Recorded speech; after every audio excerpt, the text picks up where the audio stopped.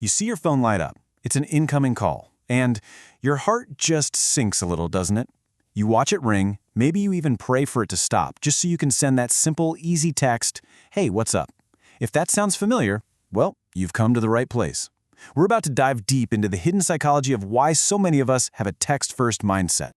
I mean, how perfect is this quote? It just nails the feeling, right? A phone call is an invasion. It just barges right in. But a text, that's a polite knock. It gives you the space to breathe and respond on your own terms. It's a feeling millions of us share, and it turns out there are some pretty deep psychological reasons for it. So if you're sitting there nodding your head right now, trust me, you are so not alone. This isn't just some modern quirk or you being antisocial. It's actually a reflection of how your brain is wired to manage communication, social energy, and your own personal space. Okay, so first things first, let's talk about the anxiety of the ringing phone. We're going to see how this feeling is less about being rude and has way more to do with your own internal wiring. And that internal wiring? Well, it leads us right here. Choosing to text isn't really about avoidance. For a lot of us, it's become a genuine survival strategy. In a world that is constantly screaming for our immediate attention, texting is how we protect our own mental peace. So, let's get into the good stuff. What is actually going on in your brain when it comes to texting? Well, psychologists have started to identify 4 distinct text-first minds. Let's break them down, and you can see which one, or ones, resonate with you. First up, we have the energy conservator. For this person, every single social interaction is an energy exchange. And phone calls? Whoa, they can be one of the biggest, most demanding drains on their inner battery. Just think about it for a second. A phone call is a total sensory storm, isn't it?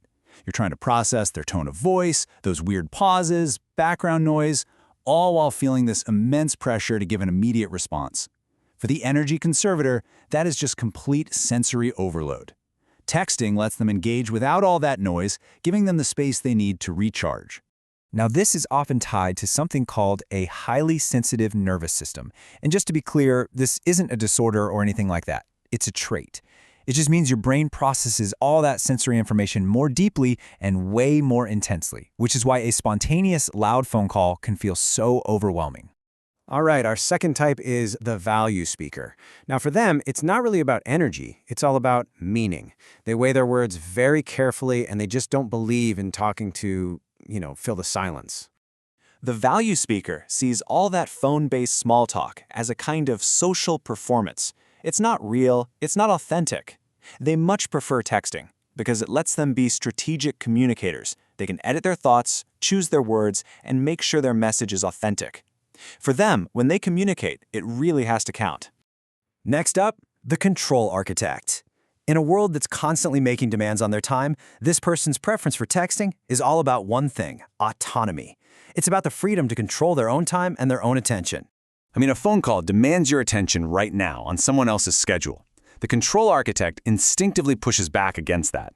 Texting gives them the power back. It lets them regulate their engagement, deciding exactly when and how they'll respond. It's about owning your own time, not having it hijacked by an unexpected ring. And believe it or not, that feeling actually has a name. It's called reactance. It's that gut instinct we all have to resist when we feel like our freedom is being threatened.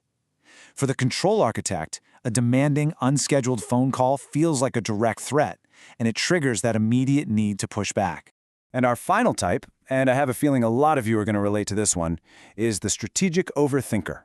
If your mind is a constant storm of what-ifs and potential social missteps, then texting is basically your safe harbor. It's a powerful tool to manage social anxiety and that fear of saying the wrong thing. A live phone call is like walking a tightrope with no safety net, right? It's totally unedited and unpredictable. For an overthinker, that is terrifying. Texting, that's the safety net. It gives them time to run a little mental simulation, to craft the perfect response, and to protect themselves from the fear of judgment that can come with speaking off the cuff. Okay, so let's do a quick recap. You've got the energy conservator, who texts to avoid that sensory overload. Then there's the value speaker, texting for precision and authenticity.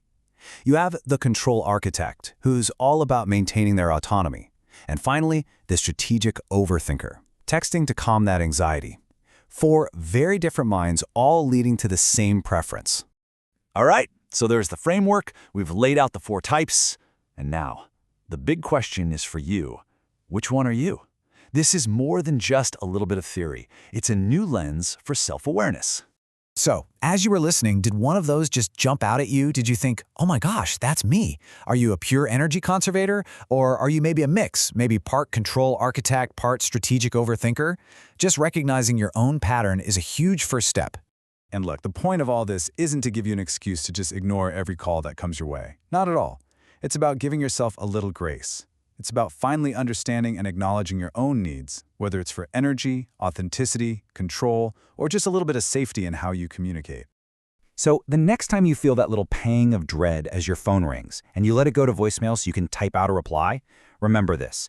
For so many of us, a text isn't a shortcut. It's a deliberate choice. It's a way to be more thoughtful, more in control, and ultimately a way to be more psychologically honest.